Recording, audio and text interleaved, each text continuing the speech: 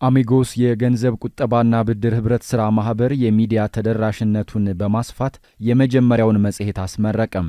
አሚጎስ የገንዘብ ቁጠባና ብድር ህብረት ሥራ ማህበር የአባላቱን ፍላጎት ለማርካትና የሚዲያ ተደራሽነቱን ለማስፋት ባቀደው ዕቅድ በጥናት ላይ የተመሰረቱ የህትመት ውጤቶችን ማሳተም ጀምሯል። የዕቅዱ አካል የሆነው አውደ አሚጎስ የተሰኘ የመጀመሪያ እትም መጽሔት በይፋ ተመርቋል።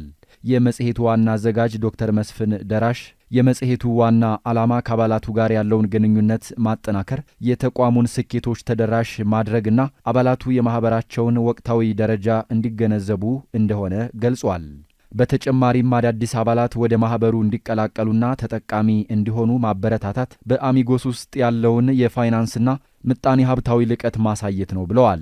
አሚጎስ በአዲስ አበባና ዙሪያዋ ለሚገኙ አነስተኛና መካከለኛ ገቢ ላላቸው ህብረተሰቦች አገልግሎት መስጠት የጀመረ ቢሆንም በሀገሪቱ ባሉ ክልሎች ቅርንጫፎችን ከፍቶ የአገልግሎት አድማሱን ማስፋቱ ተገልጿል።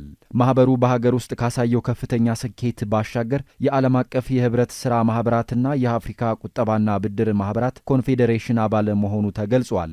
እነዚህን ስኬቶችና ልዩ ልዩ መረጃዎችን በአውደ አሚጎስና በሌሎች እትሞች ለባለድርሻ አካላት ማድረስ ተልዕኮ እንደሆነም ታውቋል። የአሚጎስ መስራችና ዋና ሥራ አስፈጻሚ አቶ ፍጹም አብርሃ በበኩላቸው ይህ በየሩብ ዓመቱ የሚታተም ልሳነ ክልኤ መጽሔት በ12 ዓመታት ውስጥ በጥንካሬ የተገኘውን የእድገት ጉዞ እንድናስብ ያደርጋል ብለዋል።